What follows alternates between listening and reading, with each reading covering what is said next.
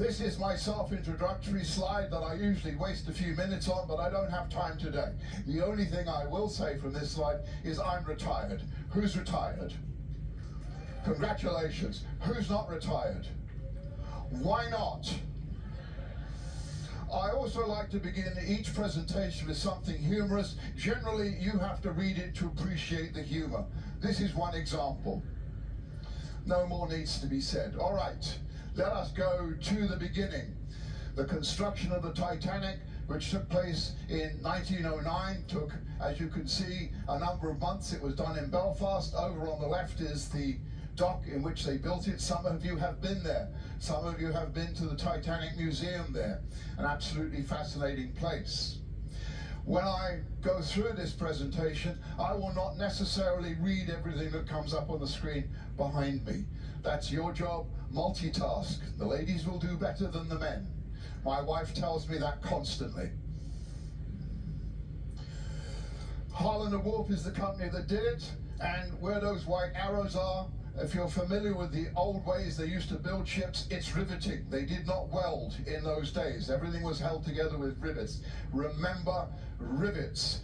Very important in this story about the Titanic. They used two types of rivets, but we'll talk more about the rivets a little bit later. These are the links of the Titanic's anchor chain, just to show you how big they were. That was made at a different company, not necessarily everything was made there. Here we go, the RMS Titanic, Royal Mail Ship Titanic. That's what RMS stands for. It's leaving Belfast on its way to Southampton to pick up passengers, and at the time, the most modern ship of its time. We'll do some comparisons with today's ships as we move forward, and you'll see that by our standards, not at all modern, but very luxurious as we go through it. This is Southampton. Each one of those red dots is where a crew member lived in Southampton, and many of those people did not go back there. The yellow arrow points to a boutique hotel where used to be a house that one of the people lived in, and I did stay in that when I was in Southampton some time ago. Lovely place, actually. How big is it? So here's the RMS Titanic in blue compared to Queen Mary 2. There is a person here, right in the middle, little white dot, that's how big a person is, and we've got an Airbus over there. I've compared it to the gross tonnage of the Summit, that table down below, and as you can see, the Titanic is about half the size of this ship. So not that big, despite the fact at the time it was a huge ship.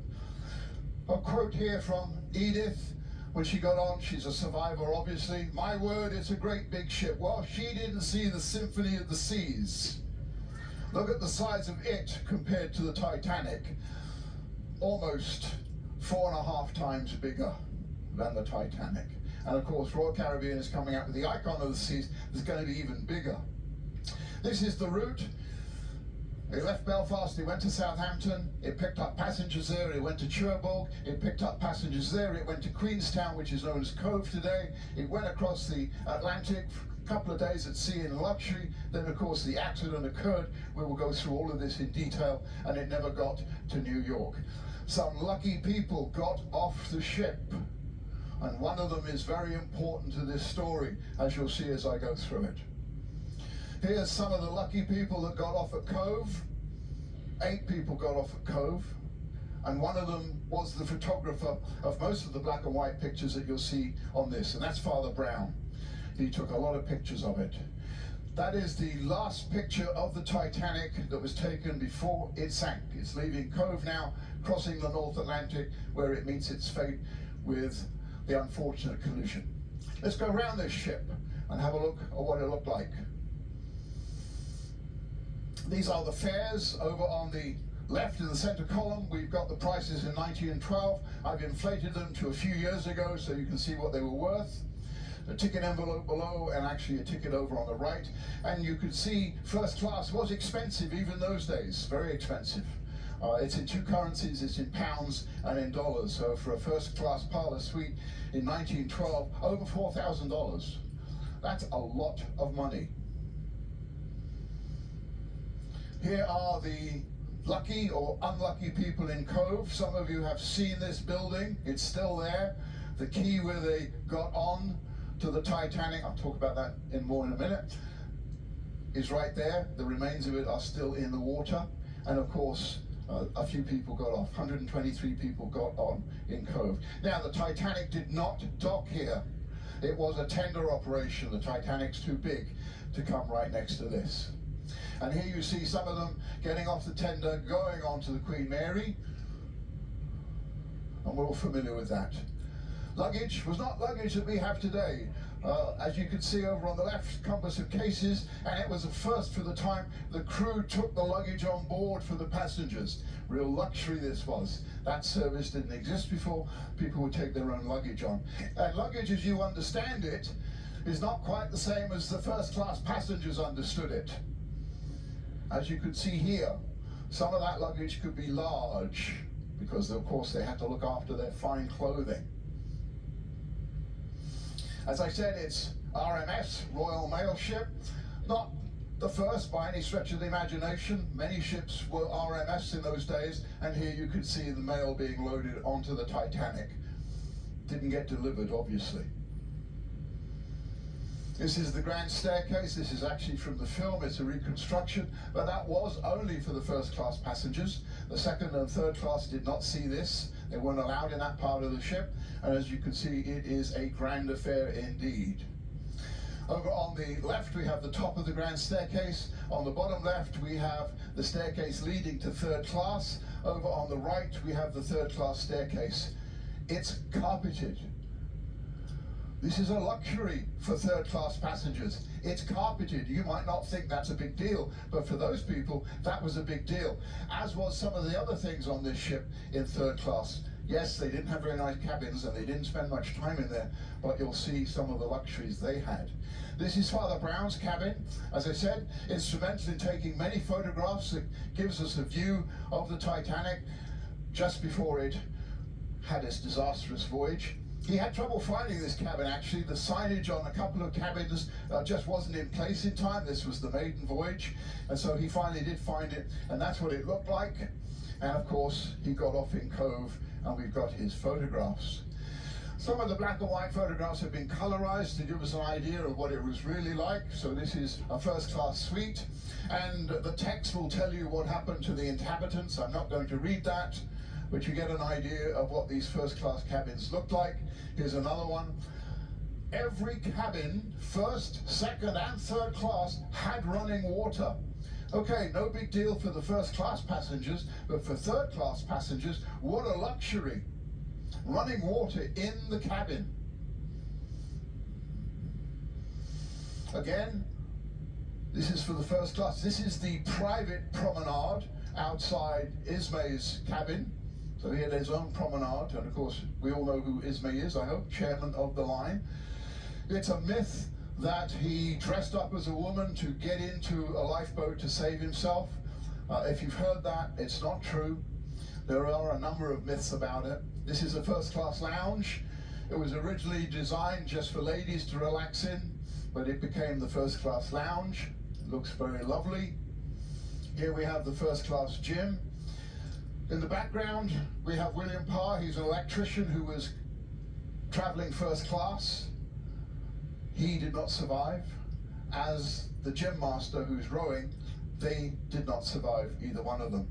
Women could go in there as well, but at separate hours, and you see an example of a woman on a bicycle in the gym. This is the band. We'll talk a bit more about the band as we go along, and of course they're famous for having played right to the bitter end. And this is an example of them playing. They did not work for White Star, they were on contract, so it's unusual they didn't run away. We have Douglas Spedden playing with his top there, watched by his father. They both survived. Wonderful photograph by Father Brown here. And unfortunately, the little boy was killed 3 years later by an automobile that ran him over. So he survives Titanic only to be run over by an early automobile. This is second class cabin. They had bunk beds, but they had their own bathroom and they had their own seating area. And in the background there, you can see the sink, the running water back there. Some cabins in second class were actually good enough that they could give them to first class passengers. So some of them were quite lavish. This is the second class lounge. It looks quite luxurious. Versailles was a great inspiration in putting things together in the Titanic, and that comes out in some of those photographs that Father Brown took. This is the third class dining room. And while the menu over on the left doesn't look particularly appealing to you, you have to remember that the third class passengers didn't necessarily eat every meal every day. So the fact that there was food all the time was an absolute luxury for these people. This is the third class cabin, more cramped. In fact, third class passengers didn't spend much time in their cabins, bunk beds, but they still had running water, as you can see in the sink. Regarding bathing, well, that wasn't so luxurious. There was only 2 bathtubs, one for women and one for men, that serviced 262 cabins for the third class passengers. So yes, they were an afterthought in that respect. There were some animals on board. You'll still find animals today on Queen Mary 2, but they're in a kennel, as some of these were too. Some of them were saved. There's a very sad story about Anne Isham's Great Dane. She got into the lifeboat, but was told her Great Dane could not accompany her, so she got out. And later, her body and the Great Dane, wrapped around each other, were spotted from a ship. They were not recovered, and so she was lost to sea. But what a sad story that is. This is the hero dog, Rigel. Rigel is a Newfoundland dog, well insulated, was able to swim around, barking and drawing the attention of the rescue ship Carpathia to a lifeboat that they didn't see. And so this dog, as lauded in the New York Herald, April 21st, 1912, was instrumental in saving a lifeboat full of people.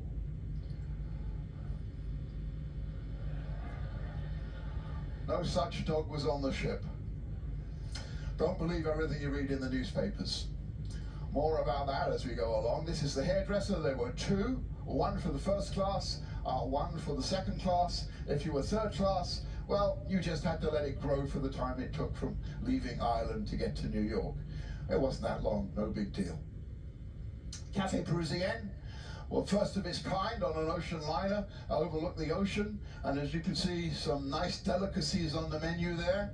Looks very delicious. If any of you have been to Queen Mary in Long Beach, there's a similar place on Queen Mary that looks a bit like this. Menu's different though. This is tea time, first class passengers having tea in luxury. Shopping, yes, there was some shopping.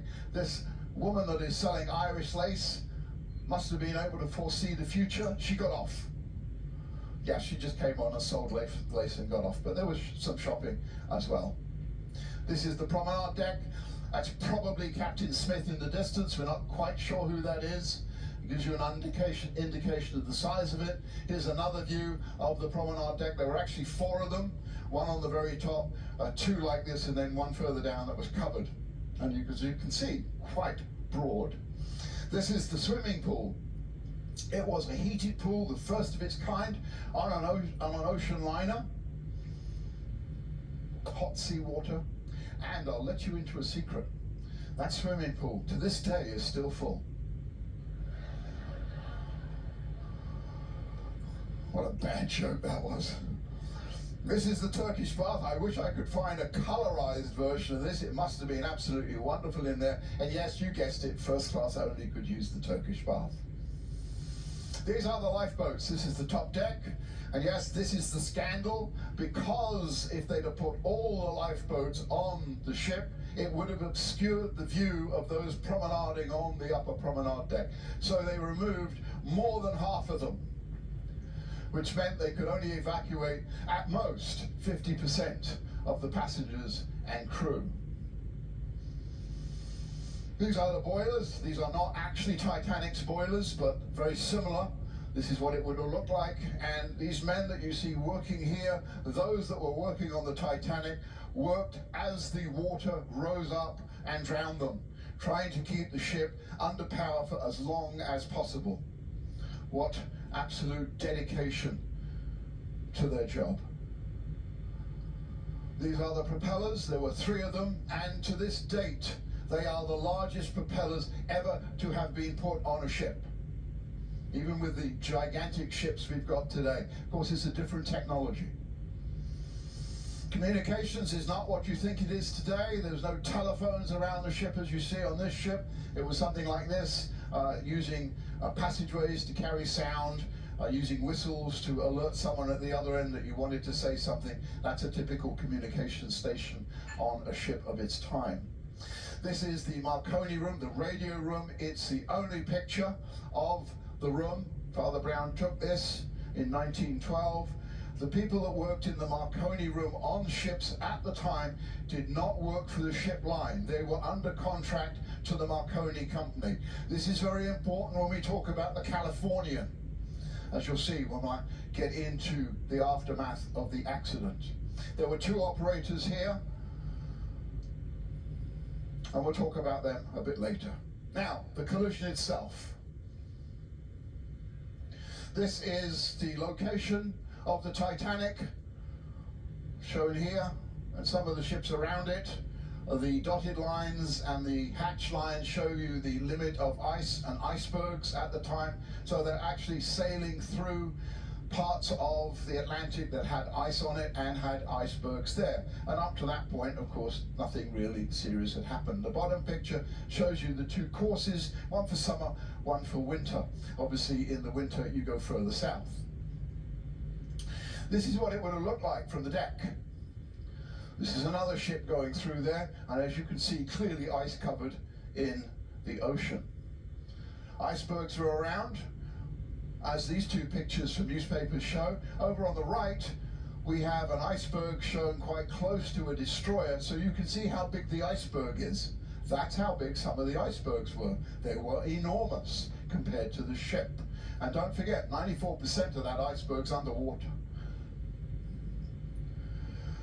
This is the view that Frederick Fleet would have had from the lookout. He's looking forward, trying to see if there's any hazards. Do you see the iceberg? Somebody thinks they see the iceberg. How about the rest of you? Do you see the iceberg? Well, Frederick Fleet didn't either, until they were very close. It was a moonless night and very dark. More about that as we go forward. This is the timeline.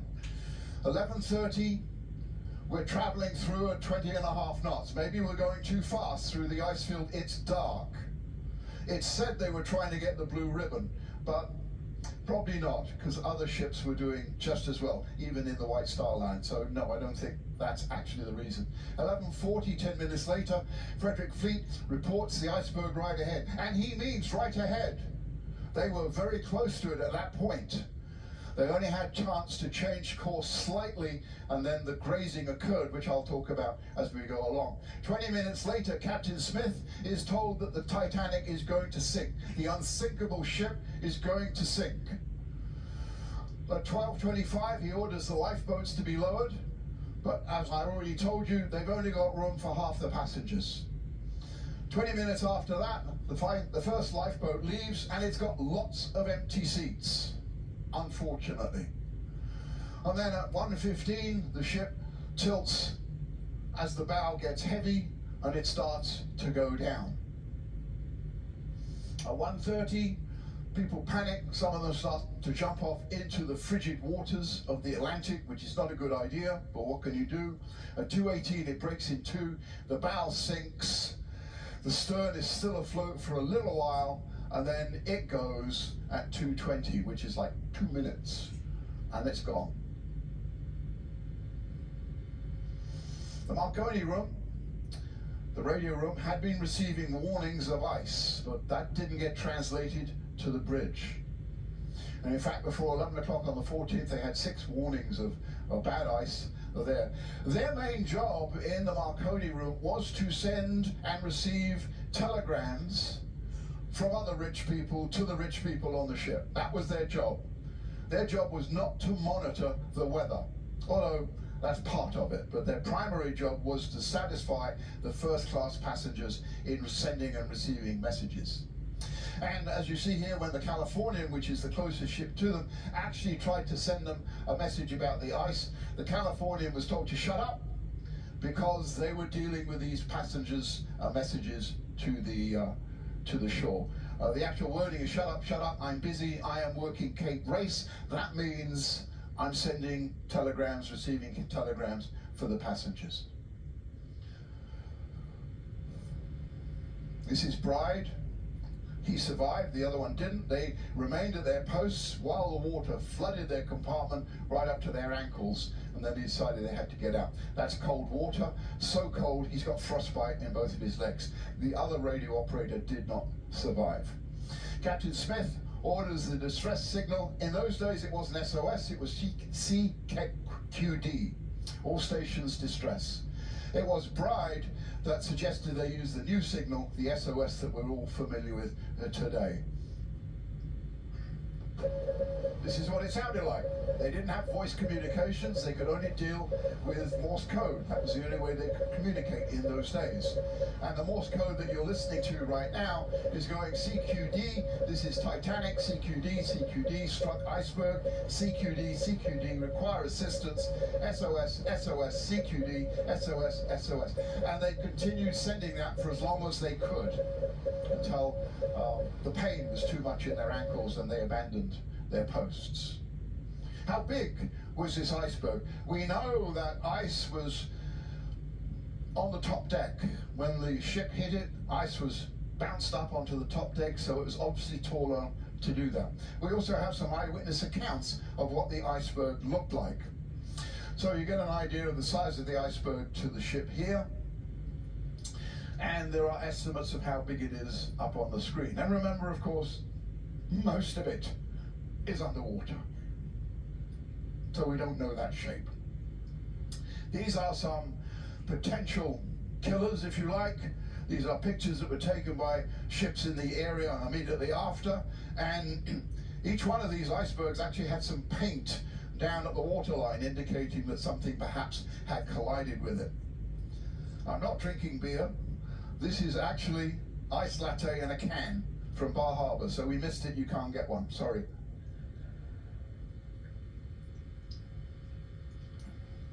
But which one actually did it? We think it's this one. Over on the right, we have pictures that have been reconstructed from witness statements of what they thought it looked like, and this is a photograph of an iceberg that was taken shortly after, and it is believed this is the iceberg that sank the Titanic, but we're not 100% sure. Where did it come from? It would have come from Greenland. This is the ship that didn't. This is the Californian. It was close. This is a picture of it taken from the Carpathia, which is the famous ship. The Californian saw distress rockets being fired by the Titanic. It saw 8. There were probably more. They would have gone off each side, so they probably missed the ones going off one side or another. The Californian thought the Titanic was having a party. They tried communicating with the Titanic with lights, didn't get anywhere. The Marconi room operators were asleep. Nobody thought to wake them up and maybe use a radio communication or listen. So when the Titanic went down and there was no lights left on the horizon, they thought the ship had sailed away. Of course, it had sunk. The Californian did go back at 6 a.m. the following morning, and of course all it found was debris floating on the surface.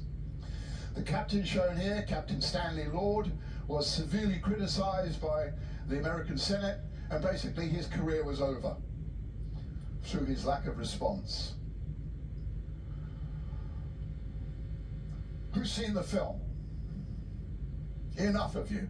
You remember that there are scenes in the film where the third-class passengers are trapped behind gates. There is no documented evidence in any witness statement or anything else to support that. However, many of these people didn't speak English, so they couldn't ask questions properly. Many of them were down in the bowels of the ship and they hadn't been able to explore the ship, so they didn't know where to go, so they would have got lost. And so, yes, it would have been difficult for them to get up to the boat deck, but there's no evidence they were locked down below. The lifeboats left with at least 400 empty seats. 400 people could have been saved if they had loaded the lifeboats properly. Such a shame. Now we come back to the band. What was the last song that they played? Well, I have seen other presenters do forensic analysis of the music. Bottom line is, we simply don't know. There are conflicting witness accounts of what they thought the last song was, and because we have the conflicting accounts, we simply don't know. So I can't answer that one. This is Wallace Hartley. He was the leader. He was lost at sea. His violin, however, was recovered. And finally, after the provenance was established, it was sold for just over £1 million at auction in 2013. Some of the other band members, if you went to the Titanic cemetery in Halifax, there's at least 2 of them buried there. The others were lost. This is the film, some shots from it. Over on the top left, we're hanging from the stern as the ship went vertical. And over on the right, you see another shot of it being vertical. You see the iceberg there, and you see the Titanic going down. Cameron admits that he made a mistake with this, and I am going to show you a video that he produced a little bit later in how the Titanic actually sank. As the bow filled and the ship tilted, the metal gave way at a shallow angle, no more than 25 degrees. The ship did not go vertical.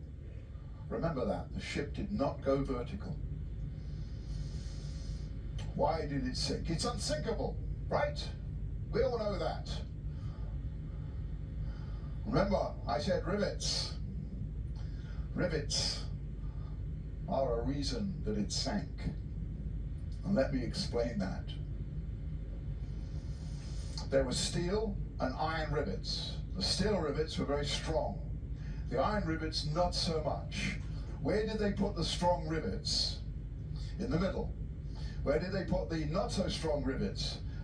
At the front and the back, the bow and the stern. Some rivets were recovered from the wreck, they were tested, and some of them were only as strong as 27% of the strength of the plate they were holding together. In other words, they were weaker than the steel they were holding together. And there's a reason for that, which is shown right here. There was analysis done on these, and where you see red, there was slag in the rivet. This is an impurity in the rivet. It makes it weaker. It makes it easier to break. So the iceberg touches the side of the ship and it pops the rivets. The plates spring apart. No big gash, just gaps where the plates spring apart and the water goes in. This is a plan of the Titanic, and sonar showed 6 thin openings going from the front towards the middle of the ship where the water would have gone in. The ship would have been unsinkable if the first 4 compartments alone flooded. The watertight doors didn't go all the way to the top, they only went to a certain height, so water could in fact flow from compartment to compartment. Where are those slits? I know you probably can't see them, they're there. This is where the iceberg popped the rivets and the plates popped open and the water went in. And it flooded the first 6 compartments. The ship is doomed with 6 compartments. This is a video. It's 2 hours and 40 minutes compressed time.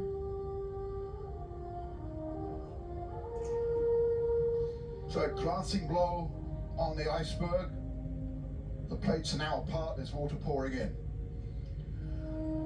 As you can see over on the right, water's starting to fill the front compartments, and the ship starts to go down at the bow. It also lists about 10 degrees as it goes down. There's the 10-degree list. The water's rising above the front. It starts to tilt, and as I say, when it reaches about 25 degrees, a little less, it will split, it will break, it will go down in two sections. The front funnel is going to fall off, and down it goes. It pivots, and then the strain with the weight of the back breaks the backbone of the ship at the low angle, and down the front goes, and very shortly after, down the back goes. And yes, there were probably people trapped inside as that ship went down. And it goes down to the seafloor. A couple of quotes here. I'm not going to read both of them. Let me do the first one. Striking the water was like 1,000 knives being driven into one's body.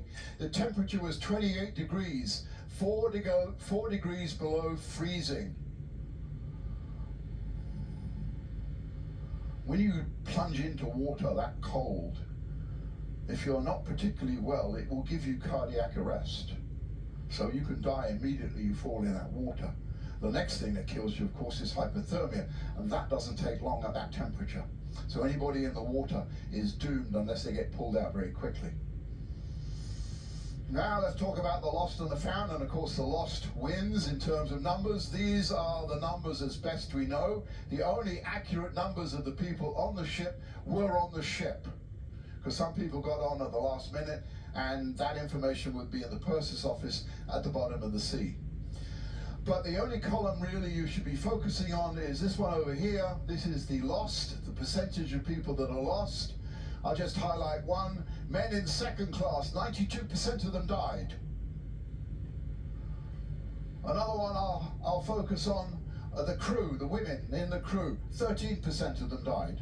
You can see the rest of the numbers for yourself. You can get an idea of how the class structure affected who got saved and who didn't.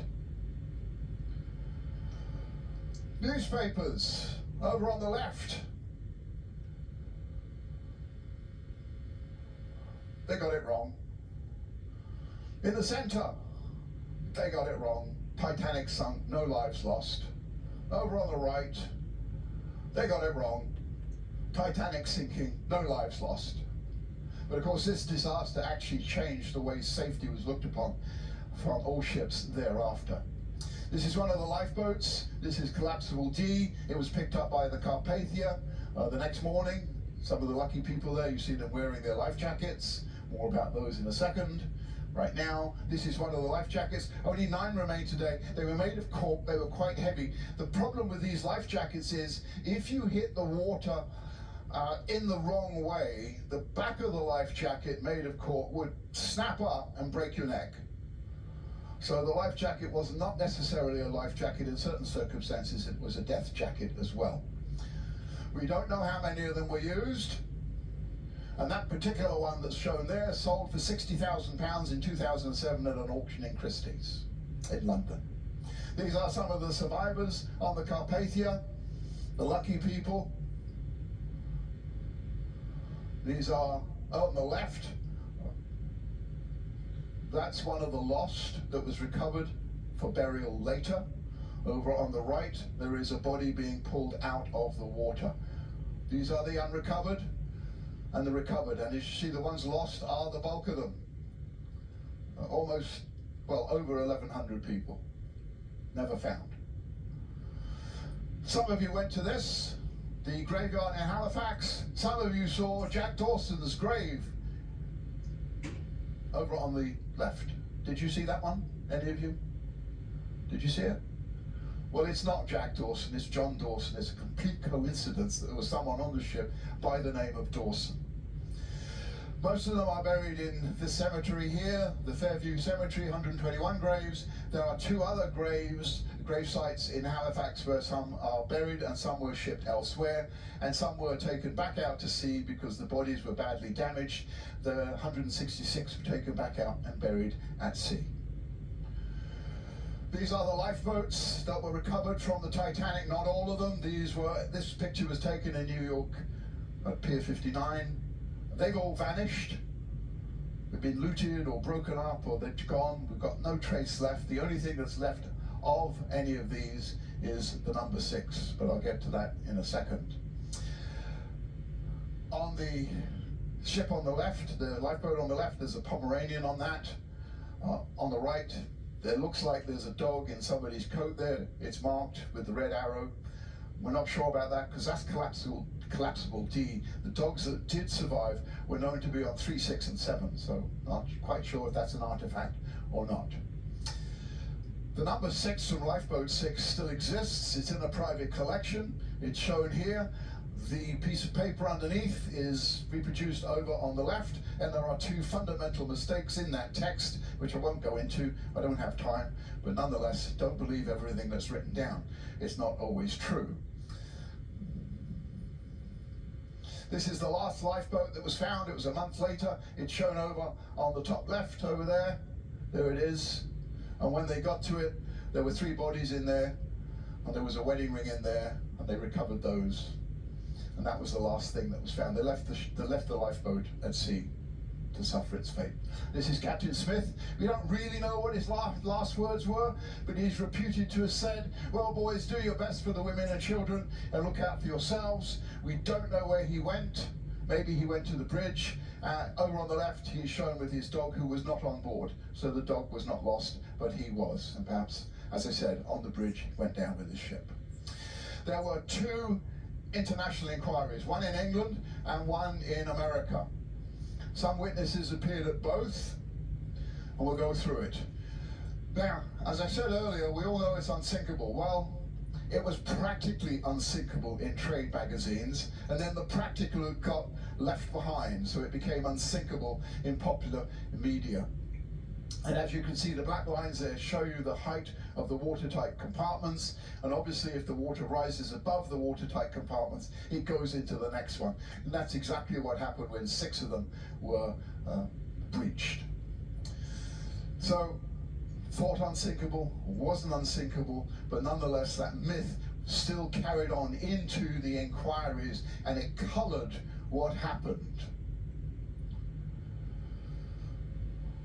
Now remember, I showed you the picture of the iceberg in the dark, and Frederick Fleet's up there trying to see things. He should have been given binoculars, but the key to the binocular cabinet was taken off board by accident by the officer, was later sold at auction for a large amount of money. And at the inquiry, Frederick Fleet, who did survive, was asked whether he could have seen the iceberg sooner if he'd had the binoculars, to which he replied, "Well enough to get out of the way." We don't know if that's true or not, but nonetheless, he did not have one of the tools necessary for him to evaluate whether there was an obstacle in the way of the ship. An accident. The British inquiry and the US inquiry, I've summarized them there. There were some very strange questions asked at these inquiries. We'll go through just 1 or 2 of them. They went on for a while. As you can see, substantial amount of effort went into these inquiries.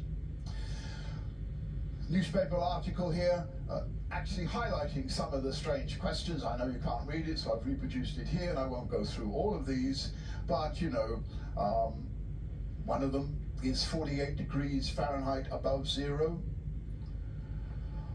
Of what are icebergs composed of? Tough one, that one. Well, you have to remember that people asking these questions were politicians. Rest my case. Over on the right, we see the Titanic going down. No, it did not do this. But these 2 reports said it went down as a whole. These 2 reports said it sank intact. The UK report says the ship did not break in 2, and she did eventually attain the perpendicular. So everybody thought the Titanic was a hole down there. It was as a whole ship lying on the bottom of the ocean. It wasn't. This is the summary. I won't go through this in detail. I'm getting close to the end of the time here. But more people saw the ship break in 2 than didn't. The bulk of the evidence says the ship broke in 2. But nonetheless, the inquiries found something different. The wreck itself just fell off the continental shelf. It's way down the bottom there. It was discovered by Robert Ballard. Prior to his discovery, there were some wacky ideas on how to bring it up. One of them I really like: encase the wreck in ice and let it float. How on earth are you going to freeze the water down there? The pressure is unbelievable. This is what the bow looks like. We'll go through some of the pictures that were taken during the first discovery. The engines. These are the propellers. This is the stern. Over on the left, some personal artifacts that perhaps contain bodies, now gone. And over on the right, you see the two parts of the ship separated by 600 meters on the sea floor. Many teams have been down there. Some stuff has been recovered. The wreck's been pillaged. And in fact, in removing some of that stuff, it's actually further damaged the wreck.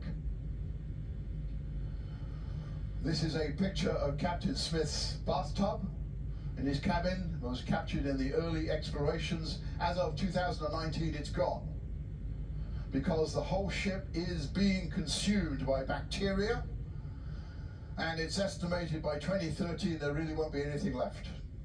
Maybe 2014 at the most, but it is dissolving into the sea. There was a marriage that took place in 2001. They went down to the bow, they got married there. It was performed by Captain Ron Warwick, who was Commodore in the Cunard fleet. He was captain of QE2 at the time. Of course, there's been a lot of other visits. We'll talk about one of the famous ones in just a second. OceanGate had done more than 200 dives prior to the accident that we'll talk about. And you know, if you've got $250,000 lying around, why not? I don't. There are memorials all over the world to this. These are two from Southampton. Over on the left, we have the engineers who I mentioned worked tirelessly to keep the ship under power for as long as possible and died in the boilers. Over on the right is a memorial to the musicians who also tried to play as long as possible to keep the passengers calm. 5 more deaths associated with it. This is the Titan, which imploded on the 18th of June as it went down. In retrospect, the US Navy heard it on their sonar, and of course the wreckage was found a little bit later. This is what we think happened.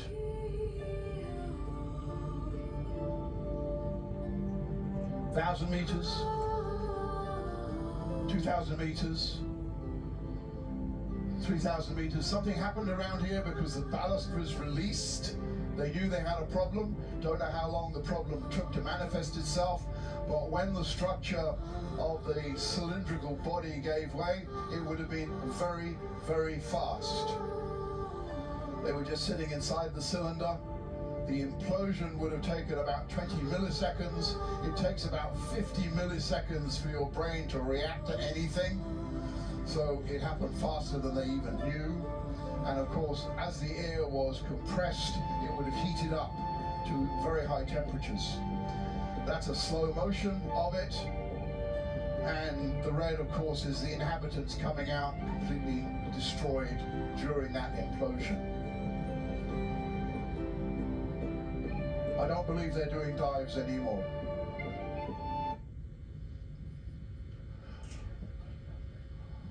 Gentlemen said they got their money back, right? I don't know. Let me finish with this one. This is Violet Jessup. She was on the Olympic sister ship of the Titanic. There was a collision, it nearly sank. She survived. Then she's on the Titanic. She is in lifeboat 16. She survives. She's given a baby. She doesn't know who the baby is. She's holding the baby till she gets to shore. The mother finds the baby. Then she's on the Britannic. That strikes a mine in 1916 and sinks, and she survives.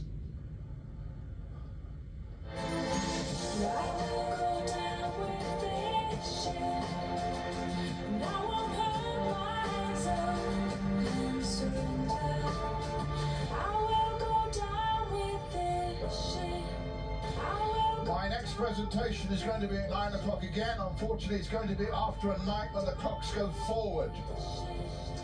And I'm going to talk about dogs. Everything you want to know about dogs. Yes, right. Very good wolf indeed. Thank you very much, everybody. Hope to see you at the next show.